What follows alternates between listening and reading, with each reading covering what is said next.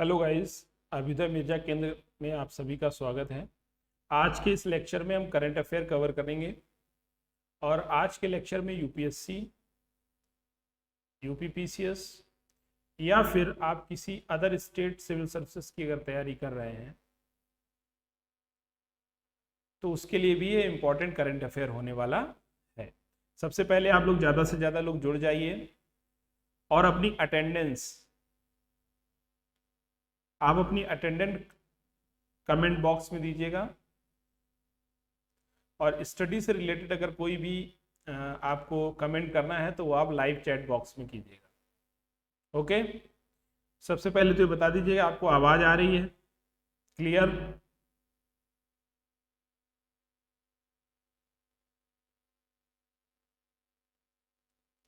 Okay,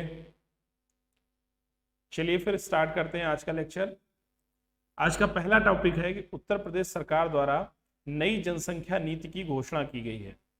अभी हाल ही में उत्तर प्रदेश सरकार ने अपनी नई जनसंख्या नीति की घोषणा की है, जिसकी अवधि रहेगी 2021 से लेकर 2030 तक। ओके, 2021 से 2030 के लिए नई जनसंख्या नीति की घोषणा की गई है। इसके लिए उत्तर प्रदेश पॉपुलेशन बिल 2021 लाया गया है। इसका पूरा नाम है Uttar Pradesh population control, stabilisation and welfare bill 2021।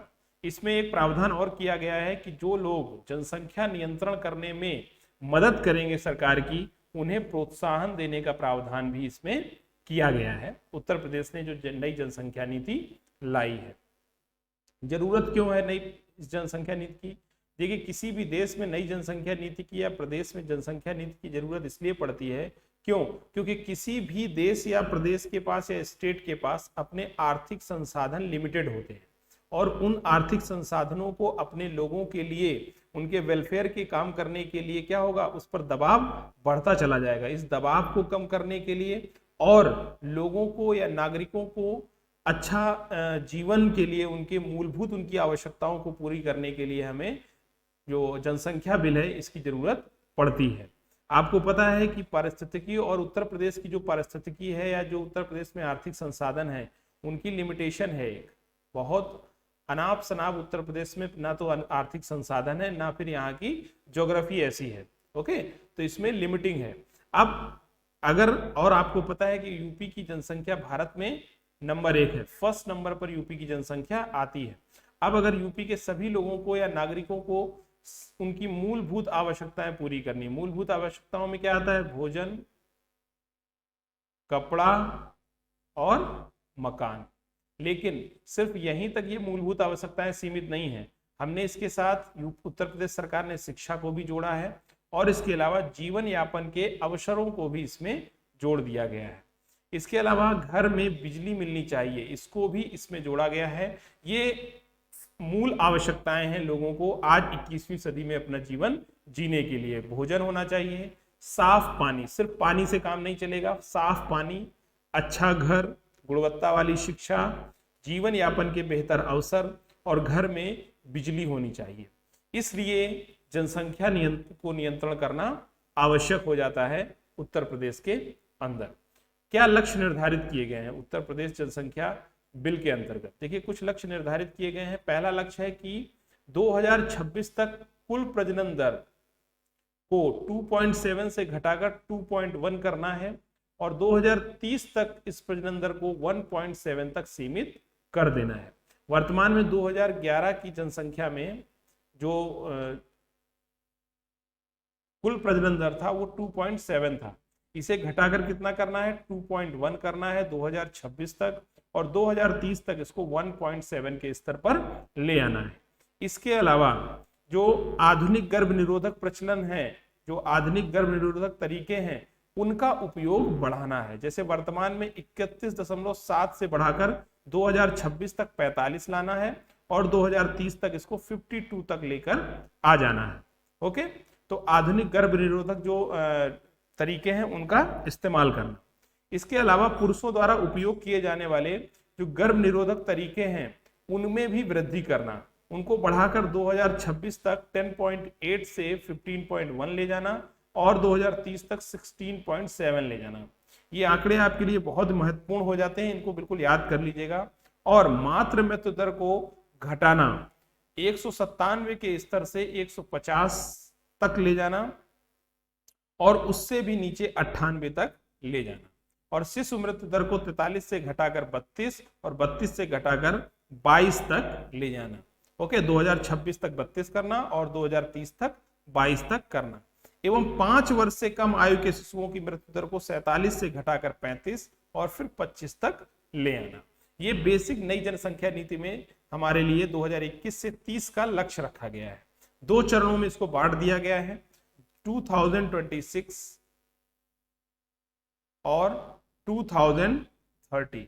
इसको 2 भागों में इसको एनालिसिस किया जाएगा। जैसे कुल प्रजनन दर को 2.7 से घटाकर 2.1 तक लाना है 2026 में और 1.7 तक लाना है 2030 में। ओके, इसके अलावा भी कुछ अन्य महत्वपूर्ण बिंदुओं पर चर्चा की गई है उत्तर प्रदेश की नई जनसंख्या नीति में, जो 2021 से 30 के बीच में। कुछ अन्य बिंदु क्या हैं? एक तो स्थानीय निकाय के चुनाव हर राज्य में होते हैं, खासतौर से उत्तर प्रदेश में भी होते हैं। अभी आपने देखा पंचायत चुनाव हुए हैं, तो इसमें यह कहा गया है कि अगर कोई भी व्यक्ति या कोई भी नागरिक इस 2 बच्चों की नीति का उल्लंघन करता है, जो इस नई जनसंख्या नीति में भी बात कही गई है, तो उसको स्थानीय निकाय के जो चुनाव हैं उसमें वो पार्टिसिपेट नहीं कर पाएगा। स्थानीय निकायों के चुनावों में वो पार्टिसिपेशन नहीं कर पाएगा, पार्टिसिपेशन नहीं हो पाएगा। इसके अलावा सिर्फ पार्टिसिपेशन ही नहीं रुकेगा, उसे सरकारी नौकरी के योग्य भी नहीं समझा जाएगा, सरकारी नौकरी के योग्य नहीं रखा जाएगा, नहीं माना जाएगा। इसके अलावा जो सरकारी सब्सिडी मिलती है उसका भी लाभ ऐसे लोगों को नहीं मिलेगा जो लोग 2 से अधिक बच्चे पैदा करते हैं। ओके, दूसरा है सरकारी कर्मचारियों को लाभ। अगर वो सरकारी कर्मचारी है तो 2 बच्चों का नियम अगर पालन करता है तो उनके कर्मचारियों के सेवा काल के दौरान उन्हें 2 अतिरिक्त इंक्रीमेंट दिए जाएंगे, यानी कि 2 बार अतिरिक्त एक्स्ट्रा, नॉर्मल से एक्स्ट्रा उनको 2 बार वेतन वृद्धि मिलेगी। इसके अलावा माता या पिता बनने पर जो लोग सरकारी कर्मचारी हैं उन्हें पूरा वेतन मिलेगा और पूरा भत्ता मिलेगा। इसके अलावा उन्हें 12 महीने की छुट्टी का प्रावधान किया गया है। ओके, मैटरनल लीव या पैटर्नल लीव, दोनों के मामले में 12 महीने का अवकाश मिलेगा। इसके अतिरिक्त नेशनल पेंशन स्कीम के तहत नियोक्ता के अंशदान में 3% का इजाफा कर दिया जाएगा। अगर वो एनपीएस के अंतर्गत है तो उसकी जो पेंशन की जो उसने जो अपना हिस्सा दिया है उसमें 3% का इजाफा किया जाएगा। इसके अलावा आर्थिक मदद भी दी जाएगी। ड्राफ्ट में कहा गया है कि अगर कोई भी दंपति सिर्फ 1 बच्चे की नीति को अपनाता है और अपनी नसबंदी करा लेता है, कितने बच्चे को? सिर्फ 1 बच्चा,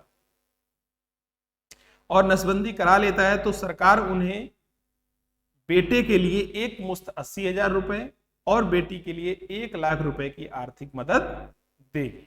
ओके, तो ये मेन पॉइंट है। इसके अलावा एक पॉपुलेशन फंड का निर्माण किया गया है, पॉपुलेशन फंड का निर्माण किया गया है। इससे क्या किया जाएगा? इससे किया जाएगा कि सभी प्राथमिक स्वास्थ्य केंद्रों पर, यानी कि जो सीएससीज हैं, उनमें प्रसूति केंद्र बनाए जाएंगे। परिवार नियोजन का प्रचार किया जाएगा इस फंड के माध्यम से, और यह तय किया जाएगा कि राज्य के अंदर अगर कोई गर्भ धारण करता है तो उसका रजिस्ट्रेशन हो, जन्म का रजिस्ट्रेशन हो, मृत्यु का रजिस्ट्रेशन हो, पंजीकरण, मतलब ये कंपलसरी होगा। इस फंड के द्वारा ये निर्धारित या सुनिश्चित किया जाएगा। इसके अतिरिक्त राज्य सरकार की भी कुछ ड्यूटीज होंगी, उनका भी उल्लेख या उनके लिए भी कार्य इस फंड के माध्यम से किया जाएगा। और फिर है जनसंख्या स्थिरीकरण का लक्ष्य। ये एक दूरगामी लक्ष्य होता है और उत्तर प्रदेश ने जनसंख्या स्थिरीकरण का लक्ष्य रखना जरूरी भी है। क्यों? क्योंकि भारत के अंदर उत्तर प्रदेश सर्वाधिक जनसंख्या वाला राज्य है, एक ऐसा राज्य है जिसमें कई देशों की जनसंख्या समाहित है।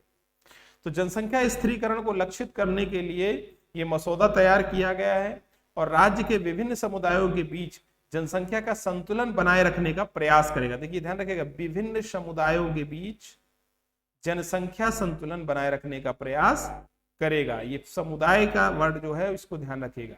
इसके अतिरिक्त उन समुदायों, संवर्गों और भौगोलिक क्षेत्रों में जागरूकता और व्यापक कार्यक्रम आयोजित किए जाएंगे जहां पर प्रजनन दर ज्यादा है। यानी कि उत्तर प्रदेश के अंदर जिन क्षेत्रों में फर्टिलिटी रेट ज्यादा है वहां पर क्या किए जाएंगे, उन भौगोलिक क्षेत्रों में अलग से जागरूकता अभियान चलाए जाएंगे और वहां पर व्यापक कार्यक्रम आयोजित किए जाएंगे। बड़ी संख्या में कार्यक्रमों का भी आयोजन किया जाएगा ताकि वहां लोगों में जागरूकता फैल सके और जो हमारे जनसंख्या स्थिरीकरण का लक्ष्य है उसको आसानी से पाया जा सके। इसके अलावा सिर्फ ये अच्छी बातें ही नहीं है, जनसंख्या के जो ड्राफ्ट आया है उससे रिलेटेड कुछ बुद्धिजीवियों ने मुद्दे भी उठाए हैं और कुछ चिंताएं भी जाहिर की है। क्या कि देखिए, जो गर्भ निरोधक और परिवार नियोजन का जो मामला होता है इसमें सबसे ज्यादा सेंसिटिव होती है महिलाएं और महिलाओं पर ही सबसे ज्यादा इफेक्ट पड़ता है। ओके, तो ऐसे में ये संभव है कि जो महिलाओं की नसबंदी है उसमें वृद्धि हो, ना कि पुरुषों की नसबंदी में। और इसके लिए हो सकता है कि महिलाओं पर अतिरिक्त दबाव बनाया जाए, उनका शोषण हो उनके ससुराल में। ओके, तो इसकी संभावनाएं बढ़ सकती, ऐसे में संभावना है, एक अनुमान लगाया जा सकता है। इसके अलावा जब भारत में इस प्रकार के अगर कड़े कानून बना दिए जाएंगे तो आपको क्या लगता है कि लोग अपने अंदर असुरक्षा की भावना बिठा लेंगे, उनको अपने आप को असुरक्षित महसूस करेंगे।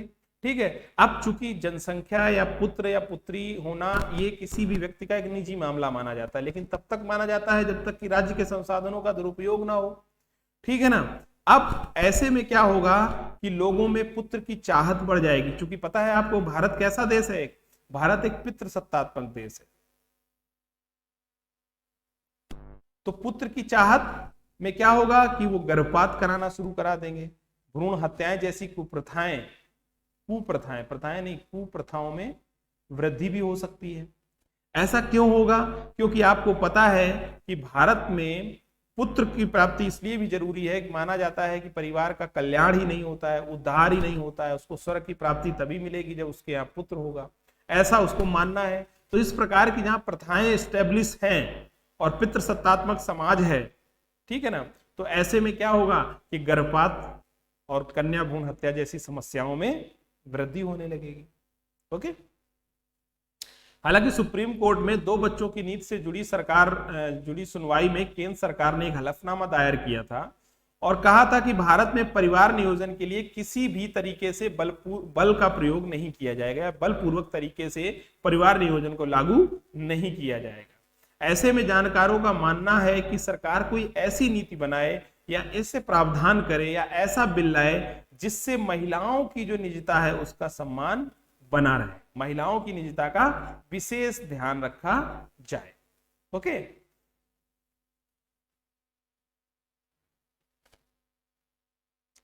इसका विशेष ध्यान रखा जाए। तो ये कुछ मुद्दे हैं और उससे जुड़ी चिंताएं हैं। इसके अलावा राष्ट्रीय परिवार स्वास्थ्य सर्वेक्षण NFHS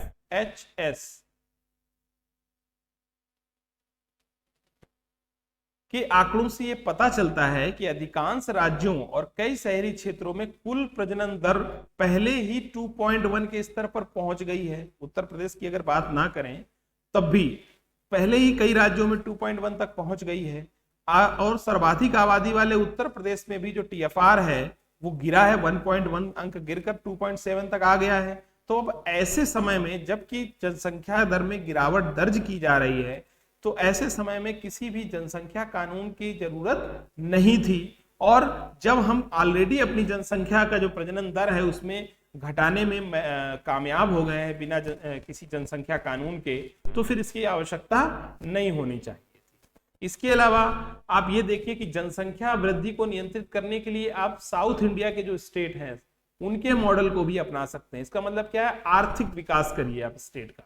जैसे जैसे आप आर्थिक विकास करेंगे और आर्थिक विकास के साथ शिक्षा में विकास होगा, हेल्थ सेक्टर में विकास होगा, महिलाओं का सशक्तिकरण होगा, तो इससे क्या होगा, जनसंख्या पर नियंत्रण अपने आप पाया जा सकता है। अब इसके लिए कोई दंडात्मक या किसी प्रकार की जो कानून है उनको बनाने की आवश्यकता नहीं पड़ेगी अगर हम इकोनॉमिकल डेवलपमेंट करते हैं। क्या करते हैं, इकोनॉमिकल डेवलपमेंट पर ध्यान देंगे, एजुकेशन पर ध्यान देंगे, उनका डेवलपमेंट करेंगे, हेल्थ का डेवलपमेंट करेंगे, ठीक है ना, वुमेन एम्पावरमेंट का ध्यान देंगे। राहुल जी अक्सर इसकी बात करते रहते हैं। तो इसके विपरीत ऐसे क्षेत्र जहां उच्च गरीबी है, आप जानते हैं प्रजनन दर कहां ज्यादा होता है, उत्तर प्रदेश में ज्यादा है, बिहार में ज्यादा है, पश्चिम बंगाल में ज्यादा है। ये किस तरह के राज्यों में प्रजनन दर ज्यादा है, जहां पर गरीबी का उच्चतम स्तर पाया जाता है, आर्थिक विकास कम है और जहां की महिलाएं कम शिक्षित हैं, वहां पर प्रजनन दर अधिक पाया जाता है।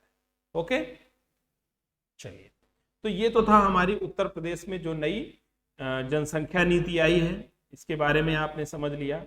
अब नेक्स्ट आज का टॉपिक है कि कर्नाटक सभी सेवाओं में, कर्नाटक अपने राज्य के अंदर सभी सेवाओं में ट्रांसजेंडरों को आरक्षण देने वाला भारत का पहला राज्य बन गया है। अब आपको पता है ये पहला राज्य बन गया है, तो इसलिए क्या हो जाता है, महत्वपूर्ण हो जाता है, ऑलरेडी हो जाता है।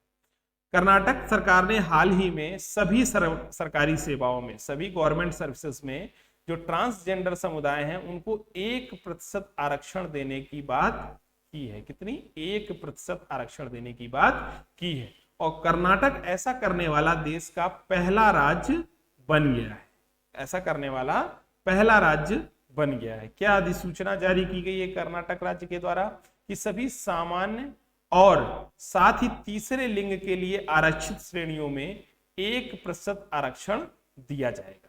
जब भी सरकारी नौकरियों के लिए आवेदन मंगाए जाएंगे और अधिसूचना प्रकाशित की जाएगी या नोटिफिकेशन जारी किया जाएगा, क्या किया जाएगा, नोटिफिकेशन जारी किया जाएगा, तो पुरुष और महिला के कॉलम के साथ एक अन्य का जो कॉलम है उसमें ट्रांसजेंडर का कॉलम जोड़ा जाएगा।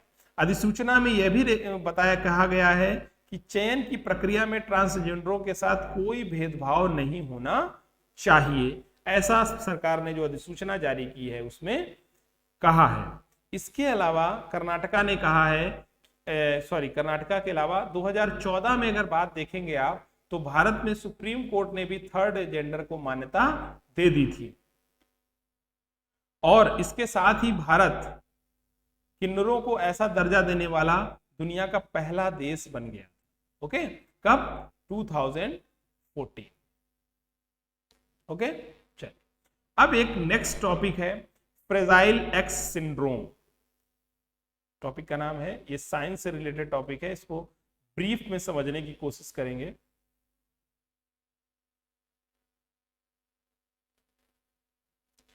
फ्रेजाइल एक्स सिंड्रोम, ये क्या होता है, ये एक आनुवांशिक बीमारी है, मतलब जेनेटिक डिसीज है, जेनेटिक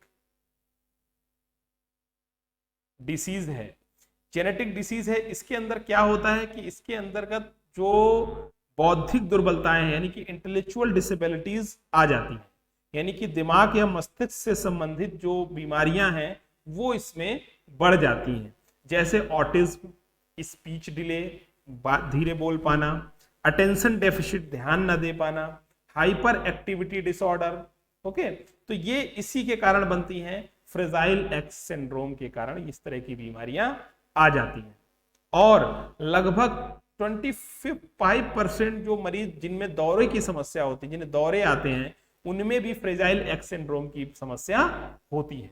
सिम्टम्स क्या होते हैं इसके, इंटेलेक्चुअल डिसेबिलिटीज आती है, ऑटिज्म स्पेक्ट्रम डिसऑर्डर्स होता है, एबनॉर्मल फेशियल फीचर होते हैं, जो फेस के फीचर हैं वो एबनॉर्मल होते हैं, प्रोमिनेंट फोरहेड होता है, जो ये माथा है वो उसका जो आकार है वो प्रोमिनेंट होता है, जो कान है उनका साइज बड़ा हो जाता है और चेहरा लंबा होता है, यानी कि लंबा चेहरा होने का सिम्टम एक फ्रेजाइल एक्स सिंड्रोम से संबंधित आनुवांशिक बीमारी होने का सिम्टम है। यह syndrome fragile X mental retardation 1 gene में जो म्यूटेशन की प्रक्रिया होती है उसके कारण होता है। क्या नाम है इसका, fragile X mental retardation 1 gene. अब ये पूरा काम या ये सिंड्रोम या ये बीमारी इसी जीन में डिस्टरबेंस की वजह से होती है। यह जीन नॉर्मल ब्रेन डेवलपमेंट के लिए सबसे जरूरी होता है। ओके, कौन सा gene? Fragile X mental retardation 1 gene. यह नॉर्मल ब्रेन डेवलपमेंट के लिए बहुत जरूरी होता है और इसी के लिए ये एक जरूरी प्रोटीन का निर्माण भी करता है। हालांकि इसको डायग्नोस करना पॉसिबल नहीं हो पाया है। कई मामलों में, कुछ मामलों में डायग्नोस करना पॉसिबल हो जाता है, लेकिन कई मामलों में अभी डायग्नोस करना इसको पॉसिबल नहीं है। और भारत में लगभग 2 से 4 लाख बच्चे इस समस्या से ग्रसित हैं, इसका शिकार बन जाते हैं। हालांकि ब्लड जेनेटिक टेस्टिंग के द्वारा इसको डायग्नोस किया जा सकता है। इस सिंड्रोम को किसके द्वारा? ब्लड जेनेटिक टेस्टिंग के द्वारा इसको डायग्नोस किया जा सकता है। इस जीन को 1990 के दशक में खोजा गया था और अभी आपको जैसा कि पता है कि जेनेटिक डिसऑर्डर्स के लिए अभी कोई भी इलाज संभव नहीं है, लेकिन ट्रीटमेंट के जरिए आप बच्चों को बहुत सारी स्किल्स दे सकते हैं, उन्हें बोलना सिखा सकते हैं, उन्हें चलना सिखा सकते हैं, ठीक है ना, बोलना, चलना, पढ़ना, है ना। तो इस तरीके की एक्टिविटी है ना, और दूसरे से इंटरेक्ट करना, ये सब आप बच्चों को सिखा सकते हैं एक ट्रीटमेंट के जरिए। आमतौर पर इस जो ये सिंड्रोम है, इसका एक असर पड़ता है बौद्धिक विकास पर, ओके, इंटेलेक्चुअल डेवलपमेंट, ओके। वो खास तौर से धीमा हो जाता है, लेट हो जाता है, और ये खास बीमारी बॉयज के अंदर देखी जाती है, लड़कों में ये बीमारी देखी जाती है। इसके अलावा यह हाइपर एक्टिविटी और ऑटिज्म को भी उत्पन्न करता है, क्योंकि ये भी दोनों क्या हैं? आनुवांशिक बीमारियां। जैसा कि आप जानते हैं इसका कोई इलाज नहीं है। अगर एक बच्चे में ये सिंड्रोम हो जाता है, मान लीजिए पहले बच्चे में अगर ये सिंड्रोम हो जाता है किसी भी पेरेंट के, तो दूसरे बच्चे में भी इसके होने का खतरा बना रहता है, उसका डेंजर बना रहता है। हालांकि प्रेगनेंसी के 2.5 महीने बाद एक जेनेटिक टेस्ट कराया जा सकता है, जिससे इसे पता लगाया जा सकता है कि क्या दूसरे बच्चे में भी जीन का म्यूटेशन है, और अगर म्यूटेशन है तो प्रेगनेंसी को टर्मिनेट किया जा सकता है। यही इसके बचाव का एक तरीका है। क्यों? क्योंकि इस आनुवांशिक बीमारी का कोई इलाज नहीं है। अब बात करते हैं नागा शांति वार्ता पे। Naga piece talk. नागा मतलब नागालैंड की जो जनजाति है नागा, उससे शांति वार्ता की बात करेंगे इस टॉपिक में। इस टॉपिक को समझें उससे पहले आपको नागालैंड के हिस्ट्री के बारे में जानना होगा कि आखिरकार स्टेट के अंदर भारत का राज्य है एक नागालैंड, और उसी के अंदर हमें शांति वार्ता क्यों करनी पड़ रही है। पाकिस्तान के साथ शांति वार्ता करनी पड़े तो समझ में आएगा आपको, बांग्लादेश के साथ शांति वार्ता करनी पड़े, म्यांमार के साथ शांति वार्ता करनी पड़े, चाइना के साथ शांति वार्ता करनी पड़े तो आपको समझ में आएगा, लेकिन नागालैंड के साथ शांति वार्ता करनी पड़े, ये एक अपने आप में क्वेश्चन मार्क है। लेकिन इसको समझने के लिए आपको नागालैंड की हिस्ट्री को पता करना पड़ेगा। तो क्या है इसका इतिहास? 1947 में जब देश आजाद हुआ था, उस समय ये नागालैंड का नागा समुदाय असम के साथ जुड़ा हुआ था। यानी कि जो नागालैंड आज का नागालैंड है वो असम के एक हिस्से के रूप में जुड़ा हुआ था। देश के आजाद होने के बाद इन नागा लोगों ने क्या किया? अपने संप्रभुता की मांग उठाई, उसके लिए आंदोलन शुरू किए, मूवमेंट किए, और उसमें बड़े पैमाने पर हिंसा हुई। ओके, फिर 1957 में केंद्र सरकार ने नागा गुटों में, जो ये कई गुट बन गए थे नागा समुदाय के, उनमें शांति बहाली की कोशिश की, उनके लिए एक आम राय बनाने की कोशिश की, और इस सहमति के आधार पर असम का जो पर्वतीय क्षेत्र था उसमें जो तमाम नागा समुदायों को एक साथ लाया गया उस पर्वतीय क्षेत्र में। और लेकिन इतनी शांति प्रक्रिया करने के बावजूद भी जो अब इस इलाके में जो उग्रवादी गतिविधियां थी उनमें कोई कमी नहीं आई। ओके, उनका मूवमेंट वैसा ही चलते रहा। इसके बाद फिर भारत सरकार ने 1963 में नागालैंड को 16वें राज्य के रूप में अलग कर दिया, जिसके पूर्व में म्यांमार है, पश्चिम में आसाम है, उत्तर में अरुणाचल प्रदेश है और साउथ में मणिपुर सटा हुआ है। पिछले करंट अफेयर में इसके मैपिंग की चर्चा आपने देखी थी। 1963 में जब इसको 16वां राज्य बना दिया गया, लेकिन 1975 में फिर एक समझौता हुआ, शिलांग समझौता, जिसमें कहा गया कि उग्रवादी जो नेता हैं वो हथियार डाल दें और भारतीय संविधान के प्रति अपनी आस्था जताएं, और उन्होंने ऐसा किया।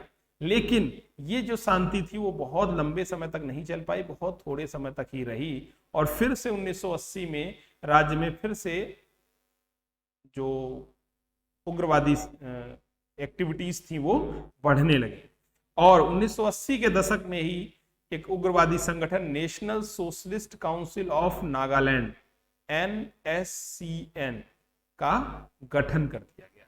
लेकिन 88 में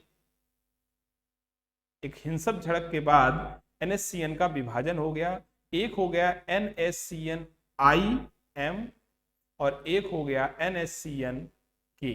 मतलब कि एक हो गया NSCN socialist council of Nagaland Isak Muivah गुट, और दूसरा हो गया national socialist council of Nagaland Khaplang. Okay, के का मतलब खापलांग, और IM का मतलब ईशाक मुया गुट। ओके, दो भागों में ये बट गया। अब इनकी मांग क्या है? तब से ये जो आतंकवादी गतिविधियां हैं, उग्रवादी गतिविधियां, आतंकवादी तो नहीं कहेंगे, ठीक है ना, तो ये बढ़ती रही हैं। नागा समूह की मांग क्या है? NSCN IM शुरू से ही असम, मणिपुर और अरुणाचल के तहत कुछ जो क्षेत्र हैं जिनमें नागा जनसंख्या बहुसंख्या में रहती है, उसको मिलाकर उसने कहा कि नागालिम बनाए। नागालिम मतलब ग्रेटर नागालैंड के गठन की मांग करता है। किसकी बात करता है? NSCN IM, ग्रेटर नागालैंड, यानी कि नागालैंड। कहां कहां से हिस्सा लेना चाहता? असम, मणिपुर और अरुणाचल। अभी वर्तमान में इसकी हम चर्चा क्यों कर रहे हैं? ये तो बहुत पुराना मुद्दा हो गया है। इसका मुद्दा इसलिए वर्तमान में इसकी चर्चा कर रहे हैं क्योंकि भी हाल ही में नागालैंड सरकार ने इंडो नागा राजनीतिक वार्ता के लिए एक क्षेत्रीय राजनीतिक समूहों और सशस्त्र नागा समूहों से सकारात्मक दृष्टिकोण के साथ फिर से बात करने की शुरू करने की अपील की है, जो बातचीत बीच में रुक गई थी। तो नागालैंड सरकार ने ये पहल की है। अब चलिए इसको देख लेते हैं। भारत सरकार और नागा चरमपंथियों के बीच लगभग 23 साल से अधिक समय तक से ये पूरी प्रक्रिया बातचीत की रुकी हुई थी या लटकी हुई थी। National socialist council of Nagaland Isak Muivah नागाओं के लिए अलग झंडे की बात करता है, अलग संविधान की बात करता है, और आपको पता है कि केंद्र सरकार अलग झंडे और अलग संविधान की मांग तो पहले ही खारिज कर चुका है। तो जब इस तरीके की मांगे भारत सरकार खारिज कर देती है तो कोई भी बातचीत बेनतीजा हो जाती है, फिर बातचीत करने का कोई मतलब नहीं रह जाता है। ओके, हालांकि NSCN IM अनाधिकारिक तौर पर केंद्र सरकार से कई साल से बातें कर रहा है, लगभग 1994 से ही वो बात करना शुरू कर दिया था, और लेकिन औपचारिक रूप से बात 1997 से करना शुरू किया उसने। फिर 2015 में जब NDA की गवर्नमेंट आई तो भारत सरकार ने NSCN IM के साथ अंतिम समाधान खोजने की कोशिश की, और 2017 में एक समझौता हुआ, डीड ऑफ कमिटमेंट। उस पर आधिकारिक रूप से जो 6 नागा राष्ट्रीय राजनीतिक समूह थे, ठीक है, उनके साथ बातचीत का और दायरा बढ़ाया गया। मतलब NSCN IM से बढ़ाकर दायरा को और ऊपर ले जाया गया। तो ये पूरा मुद्दा है, इसीलिए नागा समूह की बात, शांति समूह की बात की जा रही है। नेक्स्ट टॉपिक है हमारा, अर्जेंटीना ने कोपा अमेरिका कप 2021 जीता है। क्या है ये? अर्जेंटीना ने 28 साल बाद पहली बार कोपा अमेरिका का खिताब जीता है, तो इसलिए ये महत्वपूर्ण हो जाता है। ओके, ये इसका लोगो है, देख लीजिए आप, कोपा अमेरिका 2021। अर्जेंटीना के रियो डी जेनेरियो के माराकाना स्टेडियम में ब्राजील को हराया। ओके, अर्जेंटीना ने किसको हरा के जीता है? ब्राजील को हराकर ये खिताब जीता है, कोपा अमेरिका 2020 का। अर्जेंटीना की सीनियर टीम के साथ लियोन मेसी की ये पहली बड़ी ट्रॉफी थी, इसमें लियोन मेसी भी खेले थे और लियोन मेसी और नेमार ने 4 गोल किए और दोनों इसके मामले में शीर्ष स्थान पर बने रहे। यह जीत अर्जेंटीना की 15वीं कोपा अमेरिका जीत है। ठीक है, कोपा टूर्नामेंट क्या है? कोपा अमेरिका पुरुषों का फुटबॉल टूर्नामेंट है, ध्यान रखना है। किससे रिलेटेड है ये? फुटबॉल से रिलेटेड गेम है जो दक्षिण अमेरिका की राष्ट्रीय टीमों के बीच खेला जाता है। कहां खेला जाता है? साउथ अमेरिका में। मैप आपने अपने पास ले लिया होगा, उम्मीद करते हैं। इसकी लोकेशन को जरूर देखिएगा। यह सबसे पुरानी फुटबॉल टूर्नामेंट प्रतियोगिता है और दुनिया का तीसरा सबसे ज्यादा देखा जाने वाला टूर्नामेंट भी है, कोपा टूर्नामेंट। ये देखिए स्थिति है साउथ अमेरिका की और यहां पर है अर्जेंटीना, जिसने जीता है कोपा अमेरिका 2021। ये है अर्जेंटीना की लोकेशन, यानी कि साउथ अमेरिका के साउथर्न पार्ट पर है अर्जेंटीना, जिसकी बाउंड्री मिलती है एक तरफ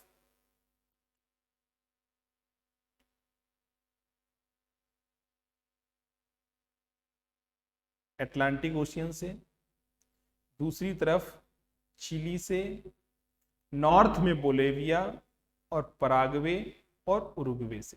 ईस्ट में है अटलांटिक ओशियन, ओके। और यहीं साउथ से इसके मैगलन स्ट्रीट है, यहां पर ये, यहां पर नीचे शुरू हो जाता है अंटार्कटिका। ठीक है, ओके। साउथ अमेरिका कॉन्टिनेंट का सबसे बड़ा देश है ब्राजील। नॉर्थ में इसके वेनेजुएला है, गुयाना, सूरीनाम है, कोलंबिया, पश्चिम में इक्वाडोर, पेरू। टोटल कंट्री कितने हो गए?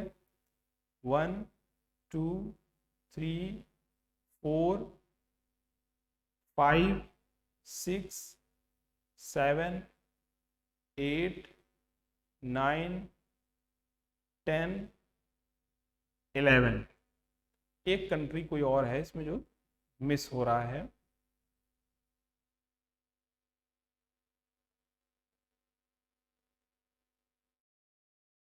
बारह देश हैं टोटल, और जिसमें से सिर्फ 2 देश ऐसे हैं जो लैंडलॉक्ड कंट्री हैं। कौन कौन से? बोलिविया और पराग्वे। लैंड लॉक्ड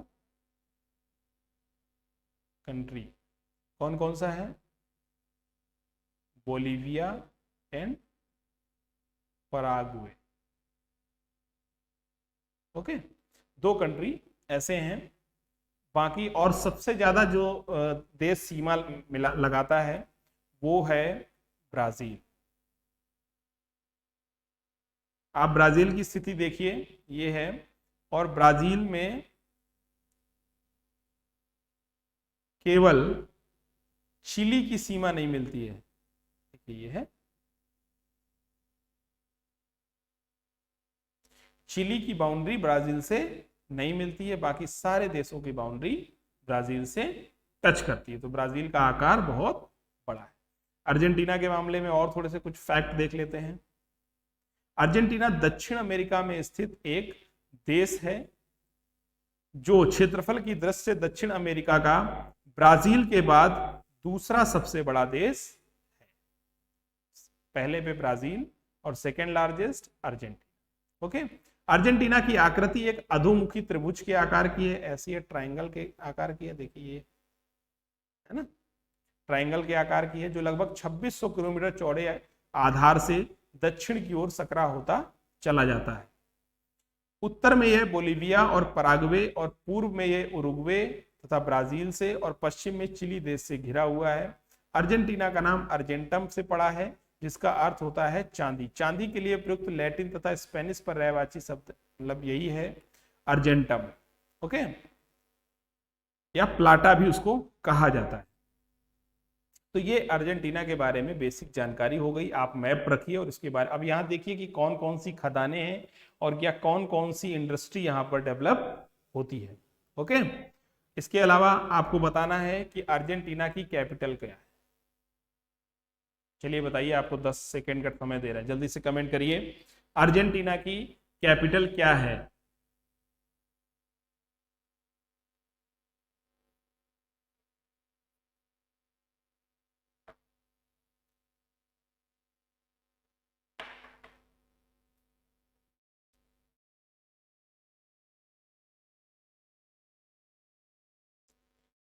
अर्जेंटीना की कैपिटल ब्यूनस आयर्स है। Buenos Aires. ओके, पता होनी चाहिए आपको। चलिए, ब्राजील की कैपिटल क्या है?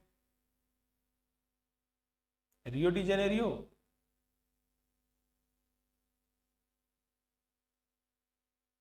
नहीं, इसकी कैपिटल है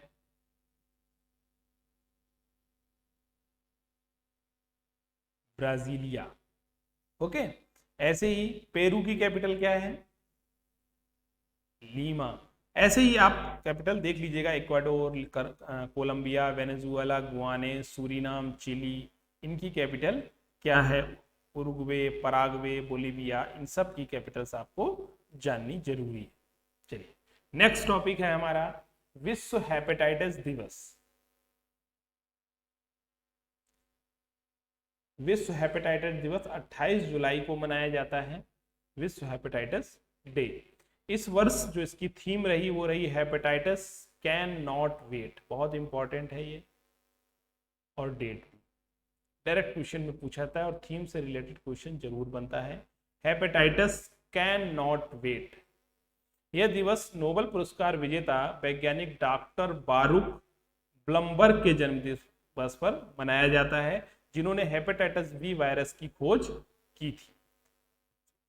इसके लिए उन्होंने हेपेटाइटिस बी वायरस के इलाज के लिए एक परीक्षण या डायग्नोस और टीका भी विकसित किया था। एक नैदानिक परीक्षण का भी विकसित किया था और टीके का भी विकास किया था डॉक्टर बारूक ब्लमबर्ग ने।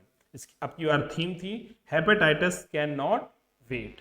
अब अगर इसके आंकड़े देखे जाए तो दुनिया भर में वायरल हेपेटाइटिस के कारण वार्षिक रूप से लगभग 1.3 मिलियन मौतें हो जाती हैं, लगभग 13 लाख लोग मर जाते हैं। ओके, वर्ष 2016 में विश्व स्वास्थ्य संगठन ने एलिमिनेट हेपेटाइटिस बाय 2030 नामक अभियान चलाया था। कब चलाया था?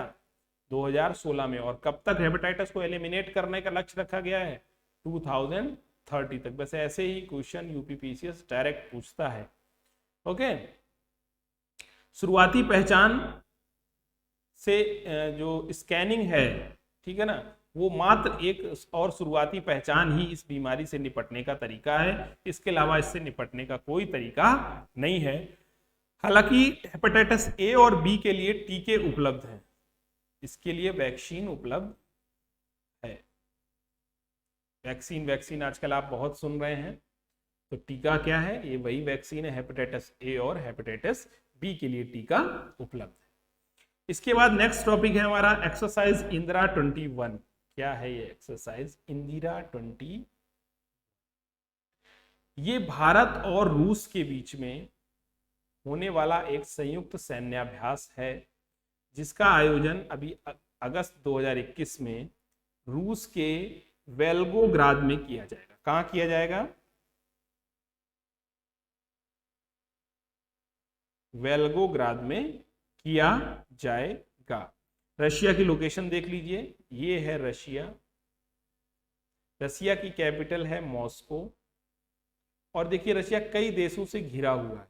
ऊपर देखिए ये फिनलैंड से घिरा हुआ है। इसके बाद ये जो बाल्टिक सागर के जो देश हैं, एस्टोनिया, लाटविया, इनसे घिरा हुआ है। बेलारूस से घिरा हुआ है, यूक्रेन से घिरा हुआ है, ठीक है ना। इधर मोल्डोवा से घिरा हुआ है। इधर देखिए आप कजाकिस्तान से घिरा हुआ है, एक लंबी बाउंड्री कजाकिस्तान भी बनाता है। फिर मंगोलिया से भी घिरा हुआ है, देखिए मंगोलिया, और चाइना से भी घिरा हुआ है। इसके अलावा इसकी जो बाउंड्री है वो इधर नॉर्थ कोरिया से भी मिलती है। ये ऊपर वाला हिस्सा, नहीं नहीं नहीं नहीं sorry, Japan. North Korea China का हिस्सा, ये है नॉर्थ कोरिया का हिस्सा, ठीक है। यहाँ पर ये नॉर्थ, ये जापान का हिस्सा है। ये भी इसको टच करता है।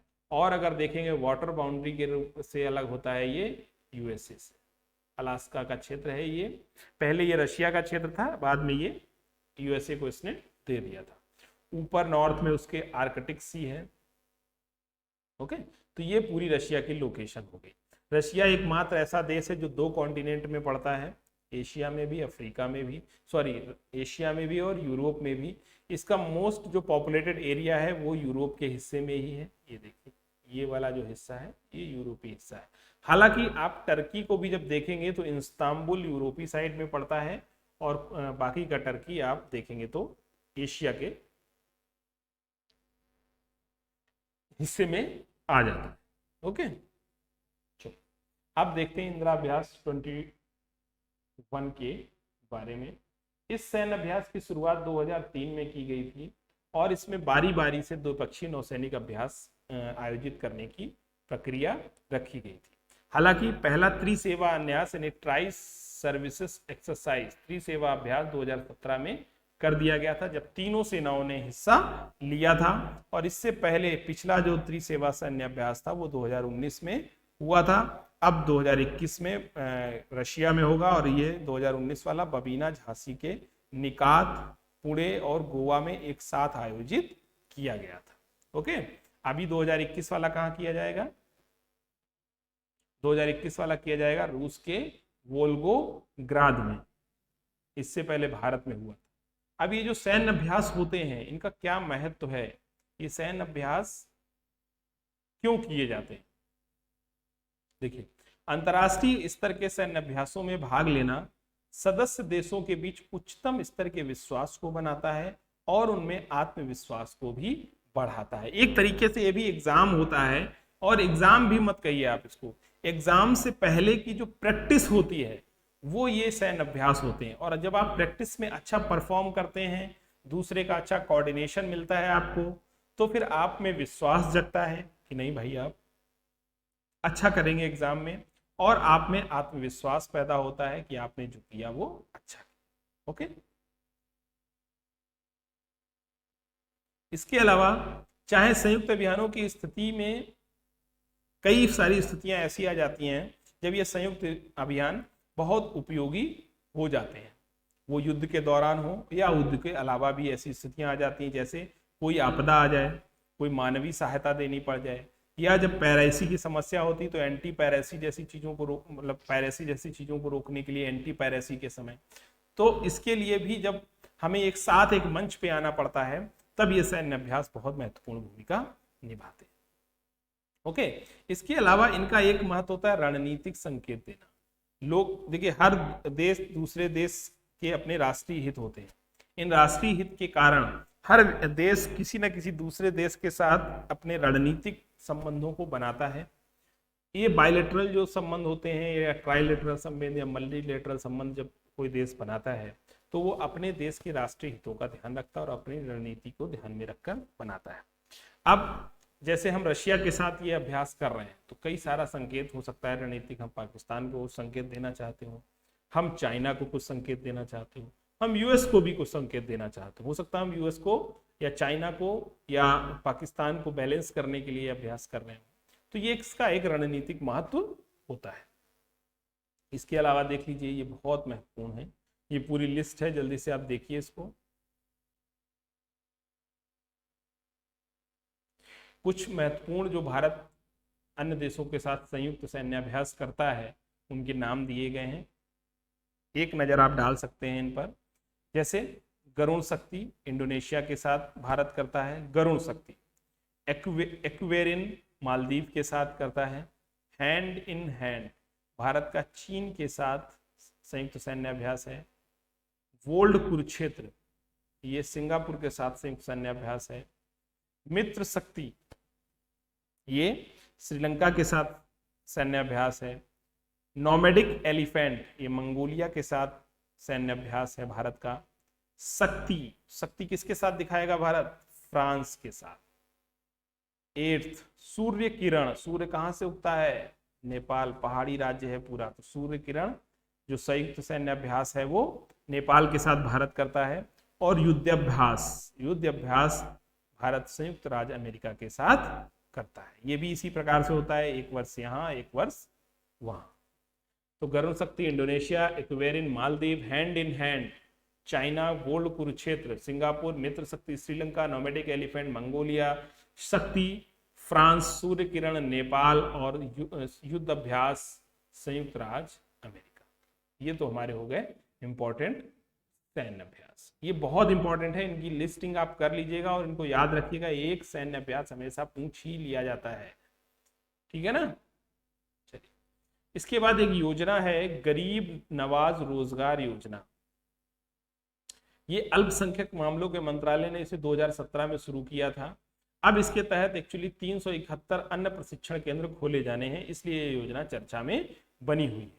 गरीब नवाज योजना का मुख्य उद्देश्य है अल्पसंख्यक वर्ग के जो युवा हैं उनको कौशल आधारित रोजगार बनाने के लिए सक्षम बनाना और अल्पकालिक रोजगार उन्मुख कौशल विकास पाठ्यक्रम भी उन्हें उपलब्ध कराना है। अब इसके तहत जो भी लोग प्रशिक्षु होंगे उनमें से न्यूनतम 70% प्रशिक्षुओं की नियुक्ति करना मैंडेटरी है, कंपलसरी है, बिल्कुल अनिवार्य रूप से उनकी नियुक्ति करनी होगी। अब अल्पसंख्यक शब्द क्या है, ये इसको भी समझ लेते हैं, बहुत इंपॉर्टेंट है ये अल्पसंख्यक शब्द। अल्प जैसे हम लोग कई बार अल्पसंख्यक शब्द की बात कर लेते हैं, लेकिन संविधान में कहीं भी अल्पसंख्यक वर्ग को या शब्द को परिभाषित नहीं किया गया, संविधान में परिभाषित नहीं किया गया तथा केवल धर्म और भाषा के आधार पर अल्पसंख्यकों को मान्यता दी गई है। किसके किसके आधार पर? धर्म और भाषा के, धर्म और भाषा के आधार। ठीक है, भारत में टोटल 6 अभी तक मान्य जो भारत द्वारा अधिसूचित हैं 6 अल्पसंख्यक समुदाय हैं जिनको भारत सरकार ने अधिसूचित किया है। जैन, पारसी, बौद्ध, सिख, ईसाई और मुस्लिम। ओके, कौन कौन है ये 6? जैन, पारसी, बौद्ध, ईसाई, सिख और मुस्लिम। ये 6 अल्पसंख्यक समुदाय हैं जिन्हें भारत सरकार द्वारा अधिसूचित किया जाता है। इसके अलावा अनुच्छेद 29 भी अल्पसंख्यकों की बात करता है, अल्पसंख्यकों के अधिकारों की बात करता है। इसमें प्रावधान किया गया है कि भारत के राज्य क्षेत्र या उसके किसी भाग में निवासी नागरिकों जिनकी अपनी विशेष भाषा है, लिपि है या संस्कृति है, उसे बनाए रखने का अधिकार होगा। यह धार्मिक अल्पसंख्यकों के साथ साथ भाषाई अल्पसंख्यकों दोनों को संरक्षण प्रदान करता है। मतलब जो भाषा के रूप में अल्पसंख्यक हैं उनको भी और जो धार्मिक रूप से अल्पसंख्यक व्यक्ति हैं उनको भी ये जो अधिकार है वो दिए जाते हैं। इसके बाद बात करते हैं अनुच्छेद 30 की। ये भी अल्पसंख्यक वर्ग से संबंधित है और इसमें कहा गया है कि कोई भी व्यक्ति या अल्पसंख्यक वर्ग अपनी रुचि की शिक्षा संस्थानों की स्थापना और प्रशासन का अधिकार रखने के लिए स्वतंत्र है। लेकिन आर्टिकल 30 के तहत केवल अल्पसंख्यकों को ये अधिकार दिए गए हैं, धार्मिक और भाषाई अल्पसंख्यकों को। 19 की तरह ये सभी को उपलब्ध नहीं है, ये केवल धार्मिक और भाषाई रूप से अल्पसंख्यक लोगों को आर्टिकल 30 का अधिकार मिला हुआ है। अनुच्छेद 350 बी भी अल्पसंख्यक से रिलेटेड है। भारतीय संविधान में भाषाई अल्पसंख्यकों के लिए एक विशेष अधिकारी के संबंध में कोई प्रावधान नहीं किया गया था। इसके लिए 7वें संविधान संशोधन 7th कॉन्स्टिट्यूशनल अमेंडमेंट में 350 बी जोड़ा गया और इसके तहत राष्ट्रपति ने भाषाई अल्पसंख्यक वर्गों के लिए एक विशेष अधिकारी की नियुक्ति का प्रावधान किया। इस विशेष अधिकारी का कर्तव्य होगा कि संविधान के अंतर्गत भाषाई अल्पसंख्यक वर्गों के लिए जो भी रक्षोपाय उपाय हैं या संबंधित विषय हैं उनके बारे में रिसर्च करे और उनके बारे में उनको लागू कराए। ओके, तो 29, 30, 350 भी अल्पसंख्यक समुदाय से संबंधित क्या है? आर्टिकल थे। इसके अलावा भारत सरकार कुछ अन्य योजनाएं भी अल्पसंख्यक वर्गों के लिए चला रही है, जैसे प्रधानमंत्री का 15 सूत्री कार्यक्रम, प्रधानमंत्री जन विकास कार्यक्रम, सीखो और कमाओ योजना भी अल्पसंख्यक वर्गों के लिए है। उस्ताद योजना भी अल्पसंख्यक वर्ग के लिए, यानी कि उस्ताद का फुल फॉर्म क्या? Upgrading the skills and training in traditional art craft for development. Okay, फिर गरीब नवाज कौशल विकास योजना, नई मंजिल योजना, ये उनके लिए जो बच्चे स्कूल छोड़ चुके हैं अल्पसंख्यक वर्ग के, नई रोशनी योजना, ये महिलाओं के नेतृत्व क्षमता के विकास के लिए, और बेगम हजरत महल बालिका छात्रवृत्ति, ये सारी योजनाएं अल्पसंख्यक समुदाय के लिए चलाई जा रही है। इसके बाद एक और आज का टॉपिक है भारत का 39वां विश्व धरोहर स्थल। कल के करंट अफेयर के लेक्चर में हम लोगों ने चर्चा की थी कि भारत का 40वां विश्व धरोहर स्थल किसे घोषित किया गया है। चलिए जल्दी से बताइए, इसके बाद इस टॉपिक को आगे बढ़ाएंगे। और कल इसकी चर्चा भी हम लोगों ने की थी, तो जल्दी से बताइए आप, भारत का 39वां विश्व धरोहर स्थल रामप्पा है, तो 40वां विश्व धरोहर स्थल किसे बनाया गया है? ओके, सही जवाब है धौलावीरा। धौलावीरा गुजरात। ओके, जो रमप्पा मंदिर है वो तेलंगाना में स्थित है, उसके मुलुगु जिले में। इसे रुद्रेश्वर मंदिर भी कहा जाता है और इसी रुद्रेश्वर मंदिर को रामप्पा के नाम से जाना जाता है। इसे यूनेस्को की विश्व धरोहर सूची में शामिल कर लिया गया है। ये मंदिर का डिजाइन है या इसे आप देख रहे हैं।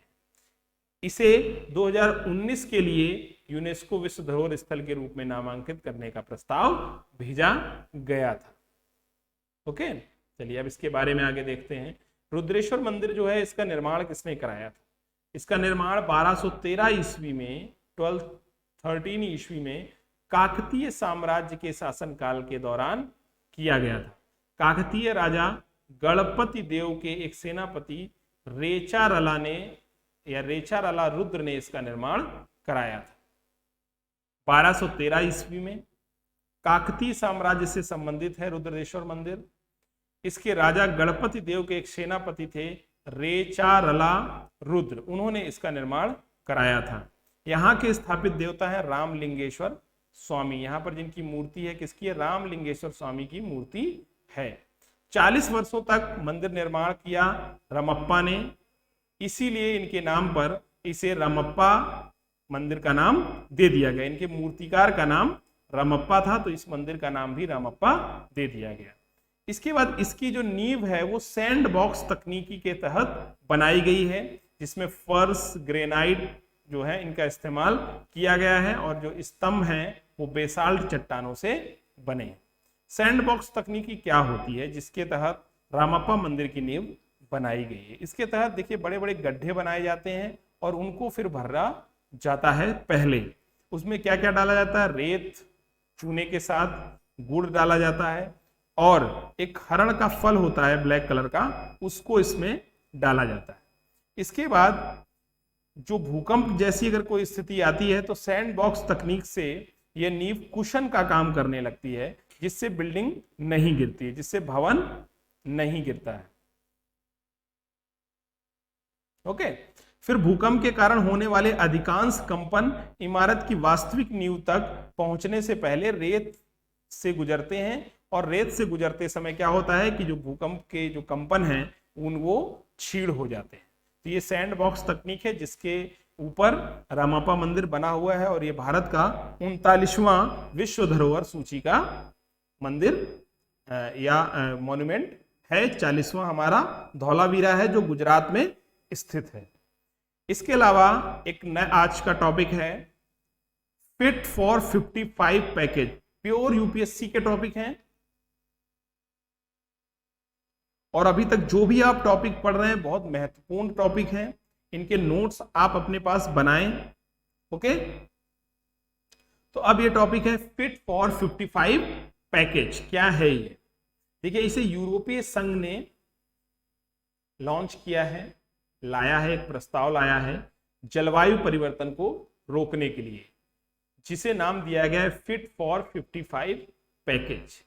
इससे पहले यूरोपीय संघ ने दिसंबर 2020 में पेरिस समझौते के तहत संशोधित राष्ट्रीय स्तर पर निर्धारित योगदान यानी कि एनडीसी राष्ट्रीय स्तर पर निर्धारित योगदान को प्रस्तुत किया था।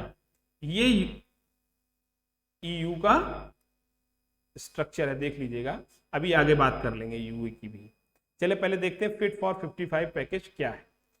इसका उद्देश्य क्या है? एक तो ये एनवायरमेंट को लेकर लाया गया है। इसका उद्देश्य है यूरोपीय संघ का यह नया पैकेज, कौन लाया? यूरोपीय संघ लाया, कोई देश नहीं लाया है। परिवर्तनों के माध्यम से एनडीसी और कार्बन तटस्थता को प्राप्त करने का एक प्रयास करता है। ओके, एनडीसी का मतलब क्या है? राष्ट्रीय स्तर पर जो देशों ने अपना एक निर्धारित कार्बन कटौती का जो योगदान दिया है, निर्धारित योगदान किया है, उसी को एनडीसी कहते हैं। और कार्बन तटस्थता के लक्ष्य को प्राप्त करना भी इसका एक प्रयास रहेगा। क्या होता है जलवायु तटस्थता या कार्बन तटस्थता? इसको समझते हैं। यह तब की स्थिति होती है जब किसी देश के उत्सर्जन को वहां के वातावरण से ग्रीन हाउस गैसों के अवशोषण और उन्मूलन से संतुलित कर लिया जाता है।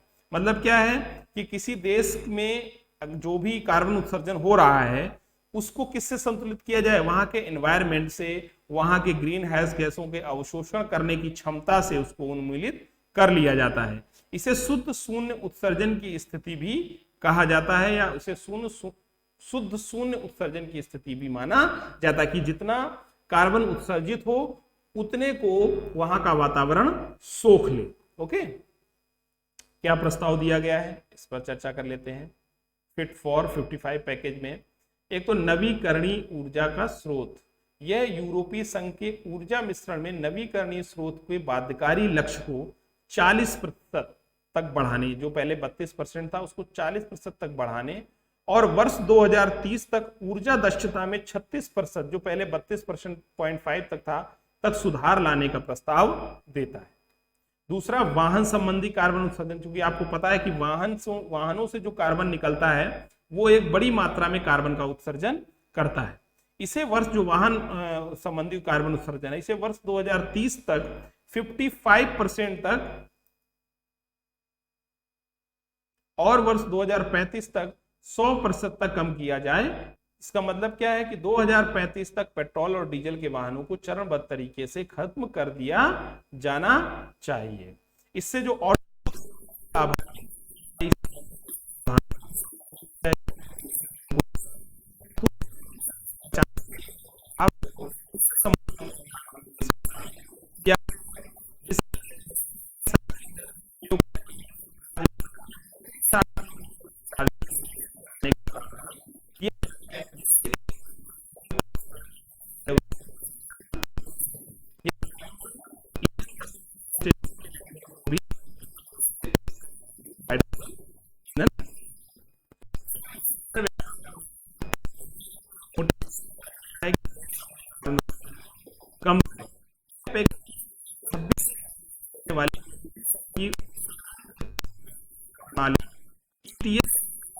इमारतों और सड़क परिवहन के लिए एक अलग उत्सर्जन व्यापार प्रणाली के निर्माण का आह्वान करता है, जिसे एक बाजार आधारित उपकरण के रूप में समझा जाएगा, जो प्रदूषकों से उत्पन्न उत्सर्जन को कम करने हेतु आर्थिक प्रोत्साहन प्रदान करेंगे, जिससे प्रदूषण को नियंत्रित किया जा सके। इसी को कह रहे हैं उत्सर्जन व्यापार प्रणाली। ये ईटीएस से अलग है।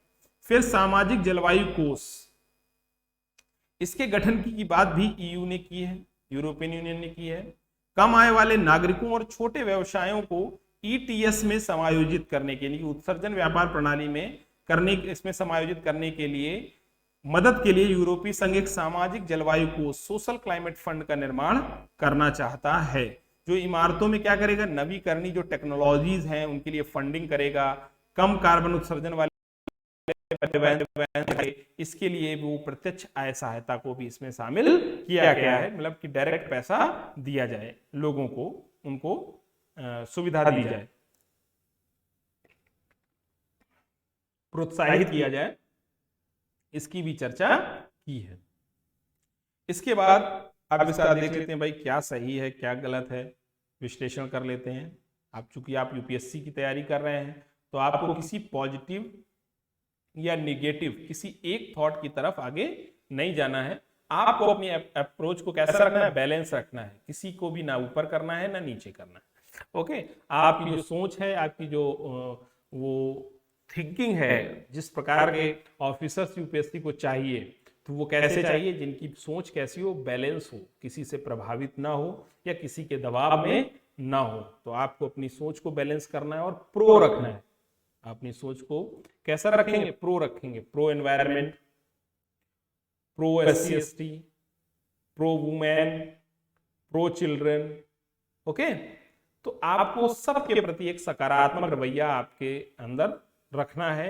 आपके पर्सनल ओपिनियन क्या है, इन्हें आपको बदलना होगा। ओके, किसी भी प्रकार के समुदाय के प्रति, किसी भी वर्ग के प्रति, किसी भी एनवायरमेंटल सिचुएशन के प्रति आपको कोई भी नेगेटिव थॉट अपने मन में नहीं रखने हैं, पॉजिटिव थॉट रखने हैं। और उनके लिए कुछ आपके पास क्या इनोवेटिव आइडिया हैं, उन पर आप बात करें।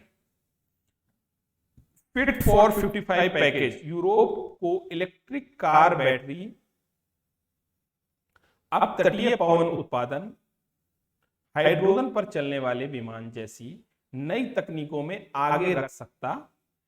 यानी कि इन पर काम किया जा सकता है जिससे कि ये देश नंबर 1 बन सकते हैं। जैसे भारत में टाटा ने बहुत अच्छा काम किया है ना। टाटा की नेक्सॉन इलेक्ट्रॉनिक में आने लगी है। तो ये भारत की पहली स्वदेशी कंपनी है जिसने इलेक्ट्रिक कारों की जो, और सेल भी सबसे ज्यादा टाटा की है इलेक्ट्रिक कारों में। फिर कुछ उपभोक्ताओं और कंपनियों के लिए यह ट्रांजिशन काफी चुनौतीपूर्ण भी होगा, क्योंकि बदलाव सबके लिए अच्छा नहीं होता है। तो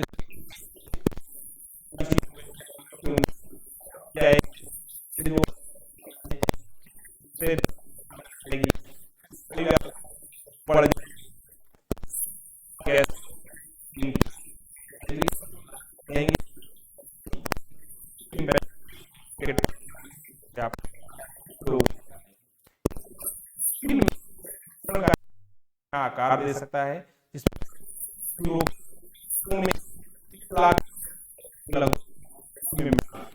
तो एक ना शुरू हो जाएगा। अब भारत क्या कर रहा है अपना स्वैच्छिक योगदान जलवायु परिवर्तन को रोकने के लिए, जो हमने 2030 तक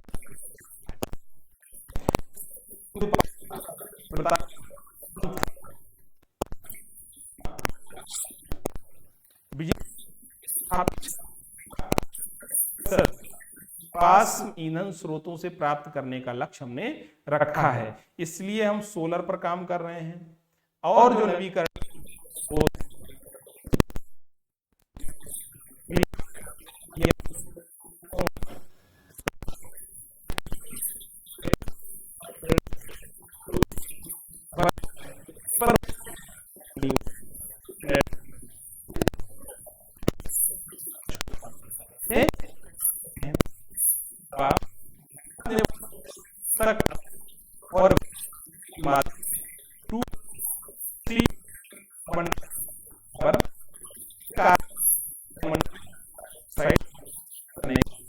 जो है, तो ये तो हमारा लक्ष्य हो गया भारत ने क्या क्या बनाया है। इसके अलावा भारत कुछ स्कीम्स भी चला रहा है जलवायु परिवर्तन के विरुद्ध। पहले भी है राष्ट्रीय स्वच्छ वायु कार्यक्रम, हमने VS6 मानक लागू कर दिए हैं कार इंडस्ट्री, ऑटोमोबाइल इंडस्ट्री में। उजाला योजना, जलवायु परिवर्तन पर राष्ट्रीय कार्य योजना भी हम लागू कर रहे हैं। आपदा अनुकूल अवसंरचनाएं, इंफ्रास्ट्रक्चर खड़े कर रहे हैं। और अंतरराष्ट्रीय सौर गठबंधन, इंटरनेशनल सोलर अलायंस, जो ये भारत की पहल है। अब आपको ये बताना है कि चलिए अभी इसकी चर्चा आगे करेंगे हम लोग अंतरराष्ट्रीय सौर गठबंधन की, बट आप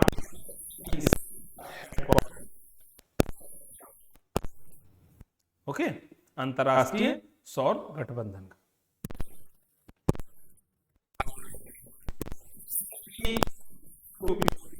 ये आई है।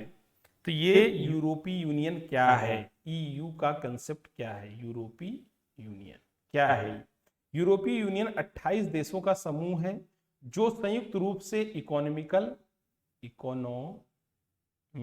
और पॉलिटिकल रूप से कार्य करता है या एक ब्लॉक बना लेता है। पूरे यूरोप को इसी के अंदर ले आता है।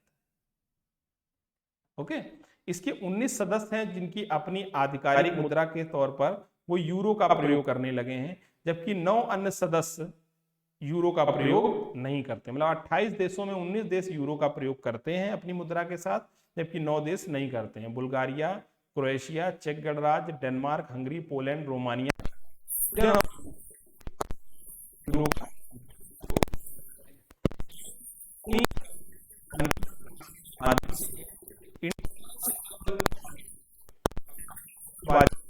क्या है होता है यूरोपीय यूनियन में जो जिसपे वो काम करते हैं। इसके अलावा यूरोपीय यूनियन का क्या लक्ष्य है? यूरोपीय यूनियन का लक्ष्य है कि सभी के लिए मूल्य को प्रोत्साहित करना,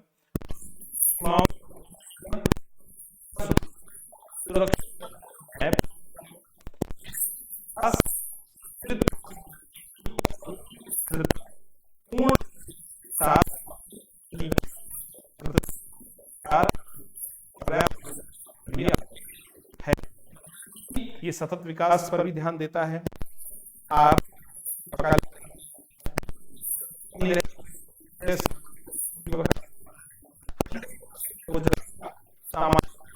और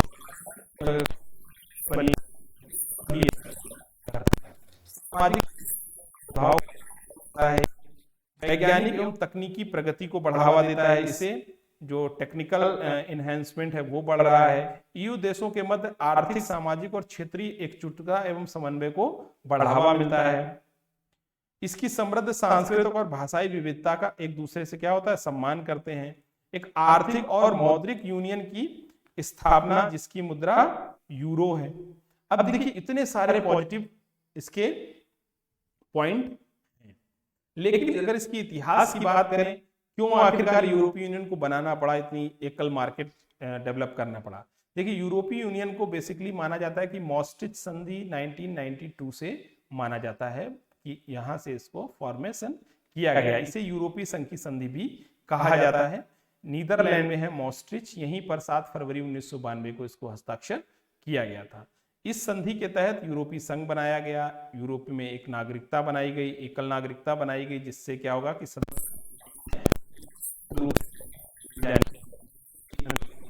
एक पुलिस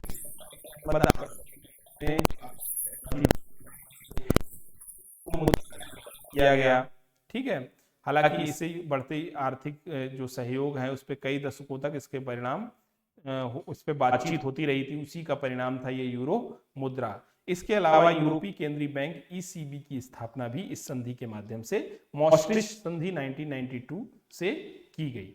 इसके बाद 1999 में एक मौद्रिक संघ बनाया गया जिसे यूरो जो मुद्रा थी उसमें लाया गया। उसमें 19 राज्य थे जो या हैं अभी भी जो यूरो का यूज कर रहे हैं।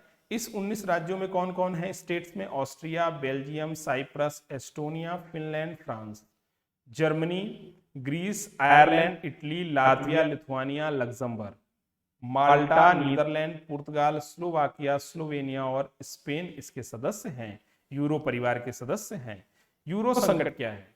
ये 2008 में आया था यूरोपियन सेंट्रल बैंक का, जब जो वित्तीय बाजार था वो उसका पतन हो गया था। और खास तौर से पुर्तगाल, आयरलैंड, ग्रीस और स्पेन के जो जो थे ना वित्तीय बाजार, उनका पतन हो गया था और उनमें जो लोन था, ऋण था, वो बहुत बढ़ गया था और उनमें डेवलपमेंट बिल्कुल कम हो गया था। 2009 में हालांकि ग्रीस, आयरलैंड को वित्तीय सहयोग भी दिया गया, फिर दोबारा पैकेज दिया गया 2011 में। ये यूरो संकट 2008 में आया था जो विश्व में मंदी का कारण भी बना था। इसके बाद 2012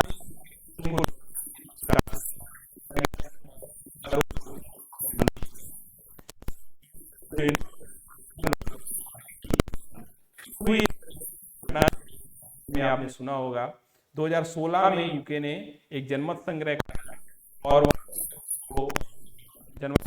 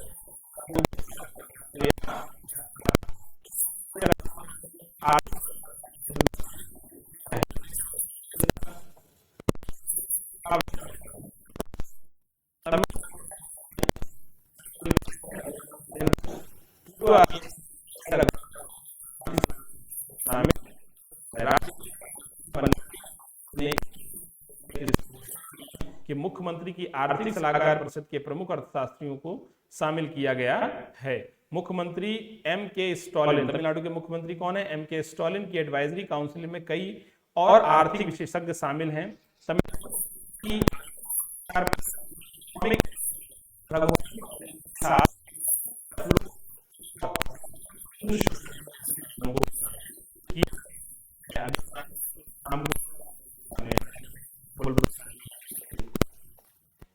नेक्स्ट क्वेश्चन है, अंतर्राष्ट्रीय विधवा दिवस निम्न में से किस दिन मनाया जाता है? चलिए जल्दी से आंसर दीजिए, 10 सेकेंड है आपके पास। अंतर्राष्ट्रीय विधवा दिवस, इंटरनेशनल विडो डे, इसका सही जवाब है 23 जून। 23 जून को नेशनल विडो डे मनाया जाता है। नेक्स्ट क्वेश्चन है, निम्न में से किस देश की भारोत्तोलक लॉरेल हबर्ड ओलंपिक के लिए चुनी जाने वाली पहली ट्रांसजेंडर एथलीट बन गई हैं? चलिए 10 सेकेंड का से रिलेटेड क्वेश्चन है ये। दूसरा ओलंपिक से रिलेटेड क्वेश्चन है,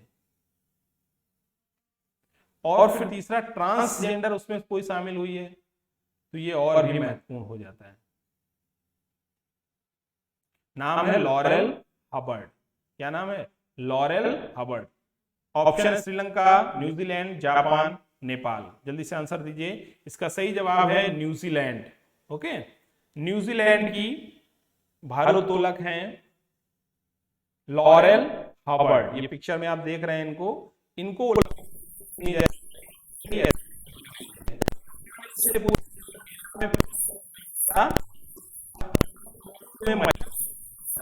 किलोग्राम वर्ग में प्रतिस्पर्धा करेंगी।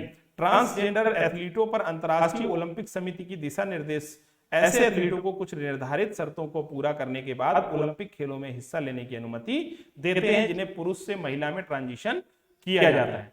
तो ये आपने देखा, क्या नाम है? Laurel Hubbard, New Zealand.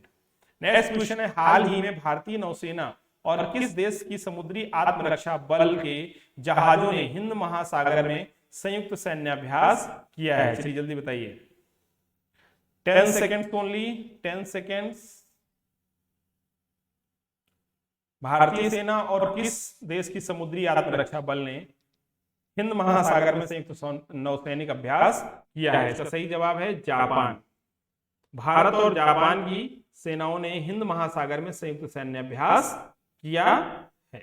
Okay, next question है, वर्ल्ड हाइड्रोग्राफी डे निम्न में से किस दिन मनाया जाता है? चलिए जल्दी से आंसर दीजिए। वर्ल्ड हाइड्रोग्राफी दिवस कब मनाया जाता है? इसका सही जवाब दीजिए जल्दी से जल्दी। इसका सही जवाब है 21 जून को। हर साल 21 जून को लोगों को हाइड्रोग्राफी और हर किसी के जीवन में इसकी आवश्यक भूमिका के बारे में जागरूक करने के लिए हाइड्रोग्राफी दिवस के रूप में मनाया जाता है। इस दिन का मुख्य उद्देश्य अंतर्राष्ट्रीय स्तर पर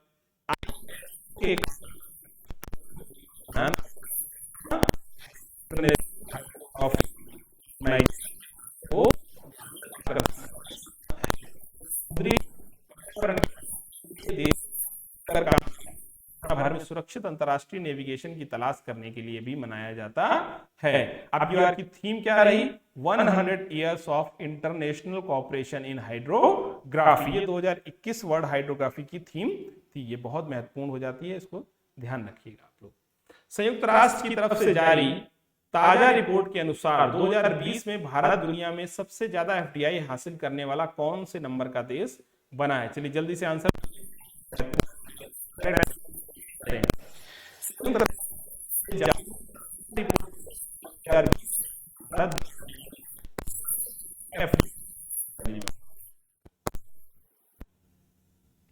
फॉरेन डायरेक्ट इन्वेस्टमेंट हासिल करने वाला कौन सा देश बना है? पढ़ेंगे इकोनॉमी में, एफडीआई, एफपीआई, ये सब आप पढ़े, एफआईआई, ये सब आप पढ़ने वाले हैं। इसका सही जवाब है 5वां देश बना है, या 5वें नंबर पर इसका स्थान आया है। महामारी के बीच भारत 2020 में सबसे ज्यादा एफडीआई पाने वाला है।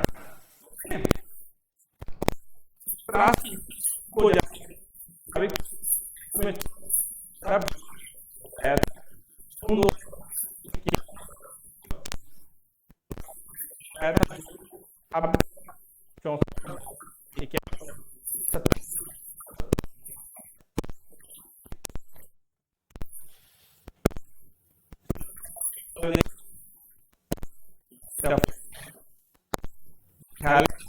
71, और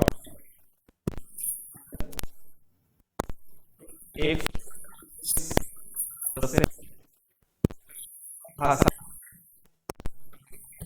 चीनी, अरबी, फ्रांसीसी, रूसी और स्पेनिश।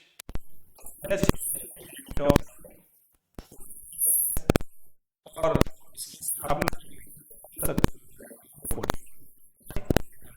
ये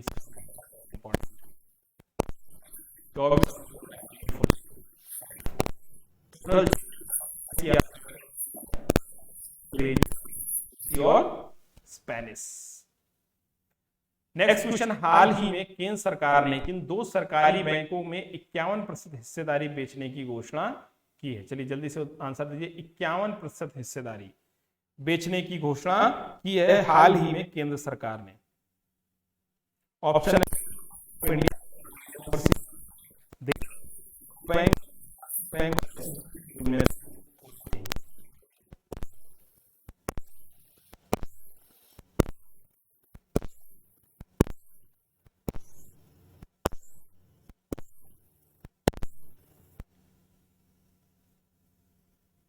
इसका सही जवाब है सेंट्रल बैंक ऑफ इंडिया और इंडियन ओवरसीज बैंक के 51% हिस्सेदारी बेचने की केंद्र सरकार ने घोषणा की है। किसकी? सेंट्रल। ओके, किस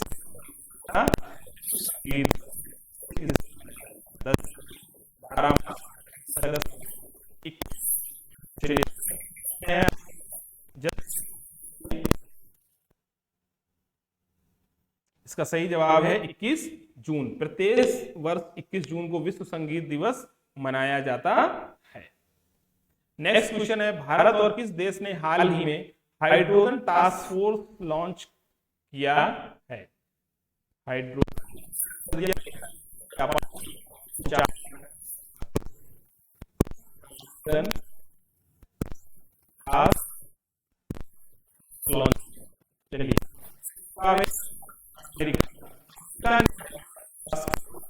लॉन्च लॉन्च किया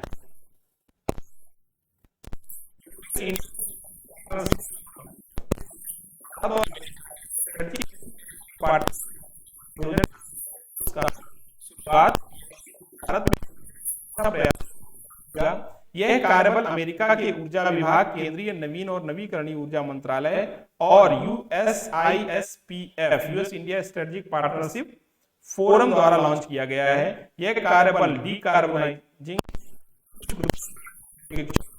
और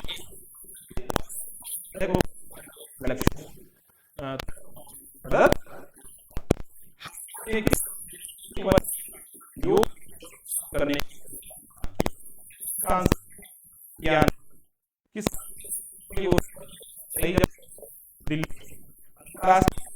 अवसर पर दिल्ली सरकार ने दिल्ली के गली मोहल्लों में योग पहुंचाने के विजन के साथ ध्यान और योग विज्ञान केंद्र की शुरुआत की है। इस केंद्र पर योग सिखाने वाले इंस्ट्रक्टर को ट्रेनिंग दी जा रही है, जो बाद में सार्वजनिक जगहों, पार्कों, RWA में लोगों के बीच जाकर योग की ट्रेनिंग देंगे। दिल्ली सरकार ने घर घर तक योग पहुंचाने के लिए इस साल बजट में 25 करोड़ रुपए की राशि का प्रावधान रखा है। उसी के तहत अब एक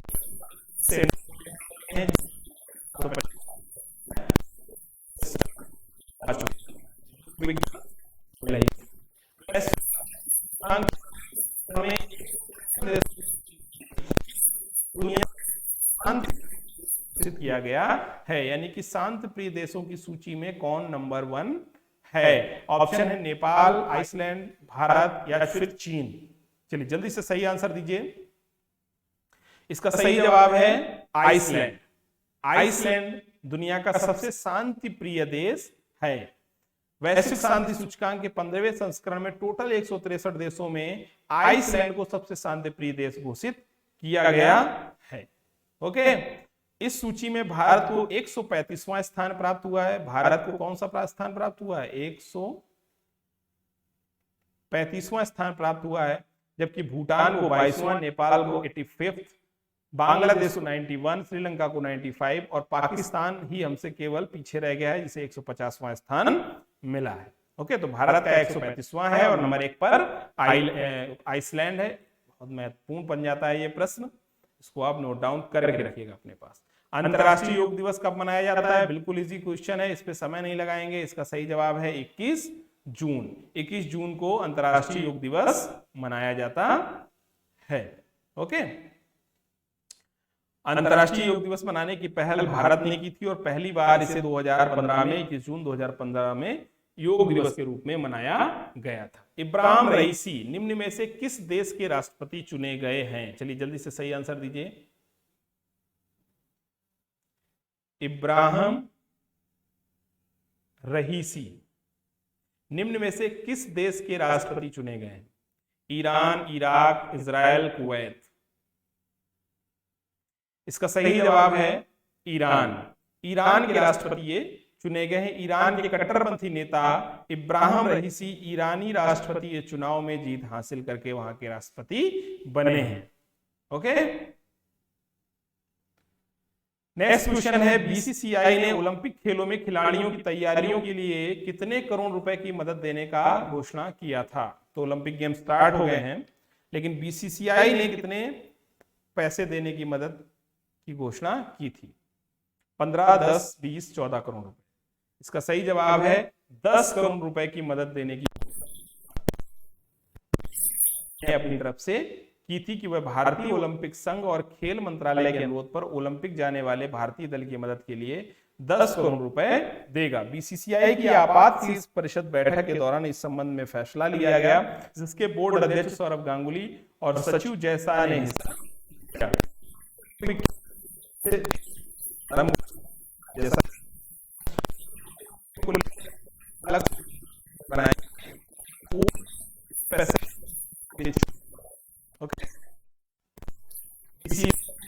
की मदद की है। नेक्स्ट क्वेश्चन, संयुक्त राष्ट्र के महासचिव पद पर निम्न में से किसे दोबारा सर्वसम्मति से चुना गया? इसके आंसर हम लोग पहले ले चुके हैं ऊपर, जल्दी से आंसर दीजिए इसका, 5 सेकंड के अंतर्गत, कोई लेट नहीं करेगा।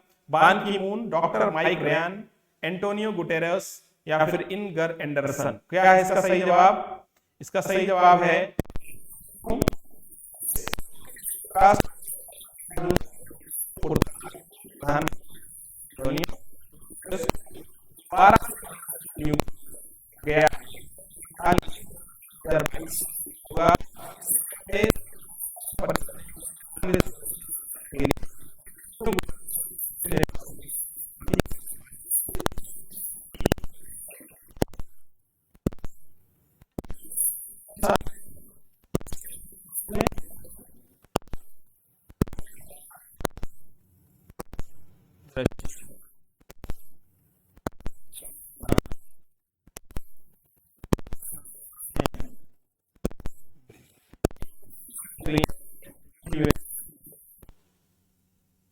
में शामिल है।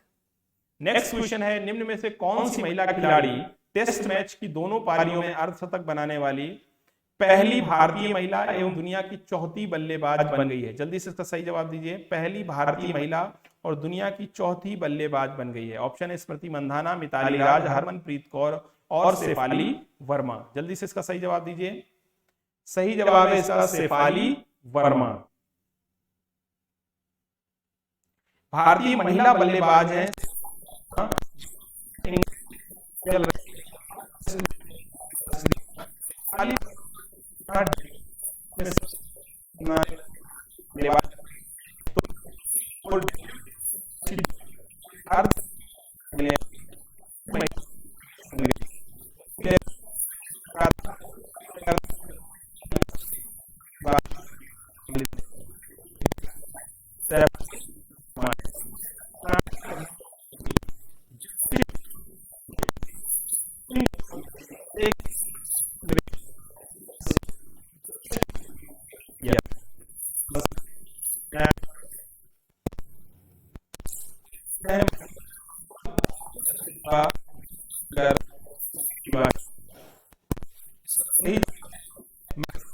जमा जिन्हें अमित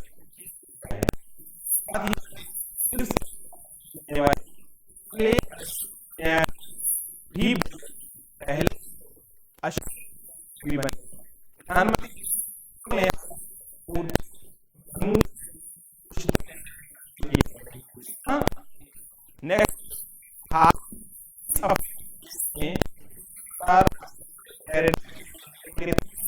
पहले जल्दी हाल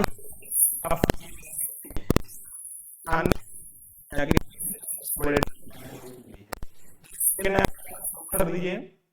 ऑप्शन है घाना, बोत्सवाना, केन्या एंड अल्जीरिया।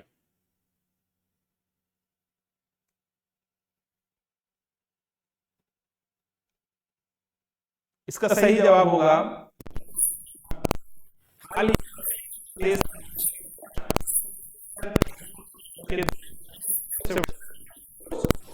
इसे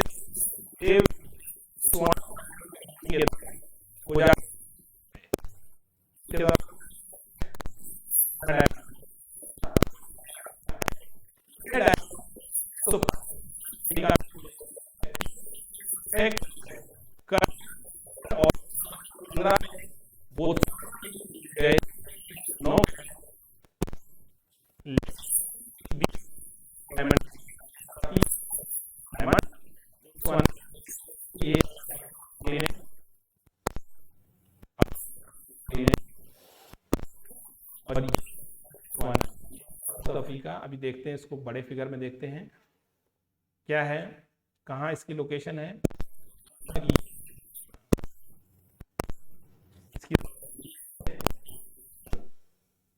ओके, इसके वेस्ट में है नामीबिया, साउथ में है दक्षिण, ईस्ट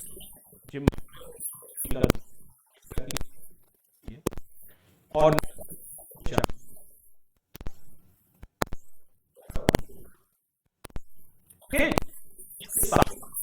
का मैप में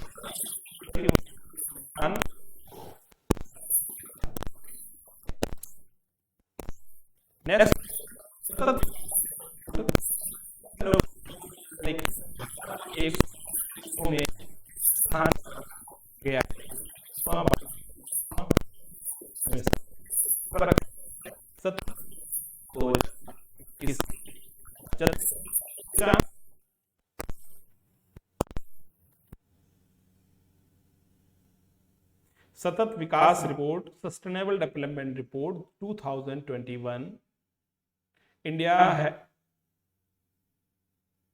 got which place in this report? 120th place India got on the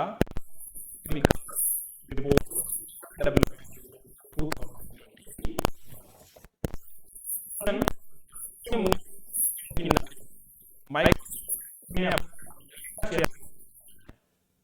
भारतीय मूल के हैं, नया चेयरमैन बनाया है माइक्रोसॉफ्ट, अमेरिका की कंपनी है। सुंदर पिचाई, शिव नाडार, सत्य नाडेला या अनंत गुप्ता। इसका सही जवाब है सत्य नाडेला। सत्य नाडेला को सॉफ्टवेयर कंपनी, अमेरिका की सॉफ्टवेयर कंपनी और लगभग दुनिया की सबसे बड़ी सॉफ्टवेयर कंपनी है माइक्रोसॉफ्ट, जिसने सत्य नाडेला को चेयरमैन नियुक्त किया है। नाडेला हैदराबाद से रिलेट रखते हैं अपने आप को। इनका जन्म 1967 में यहां हुआ था। ओके, नेक्स्ट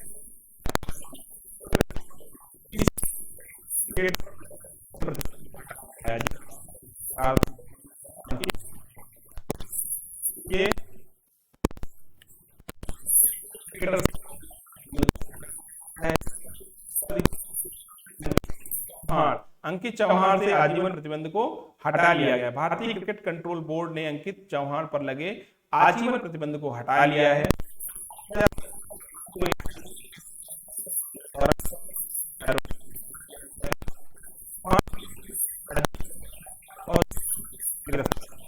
ये वर्ष के लिए खेल रहे थे। सितंबर 2013 में अंकित चौहान और श्रीसंत को बीसीसीआई की अनुशासन समिति द्वारा आजीवन क्रिकेट से प्रतिबंधित कर दिया गया था। ओके, नेक्स्ट क्वेश्चन है, राष्ट्रीय पुरस्कार से सम्मानित निम्न में से किस कन्नड़ अभिनेता का 38 वर्ष की आयु में निधन हो गया है? जल्दी से सही आंसर दीजिए इसका। सॉरी, मतलब सड़क दुर्घटना में का निधन हुआ है, 38 वर्ष की आयु थी।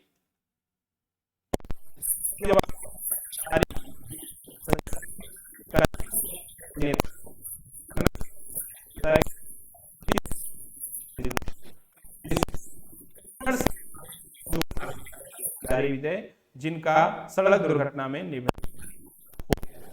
ओके,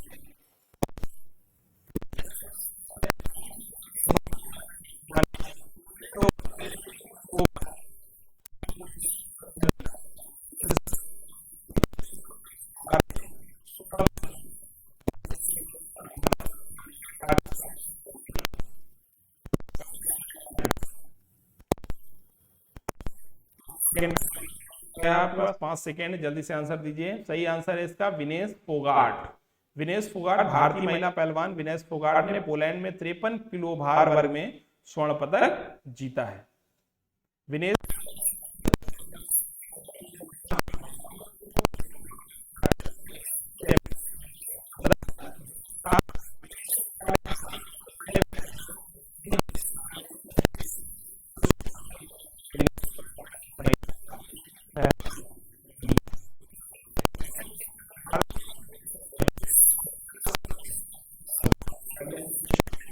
का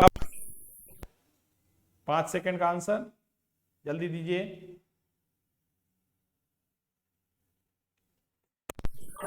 चाइल्ड लेबर, इसका सही जवाब है 12 जून।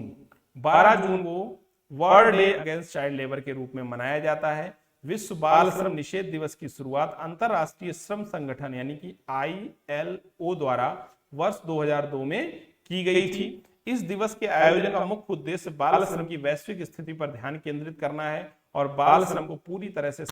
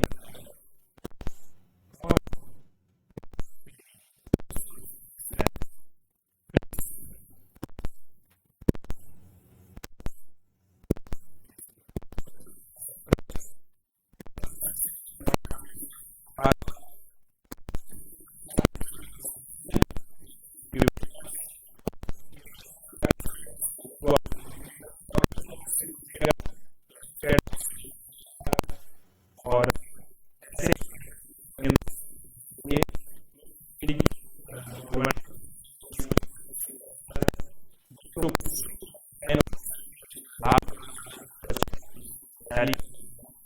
So thank you very much.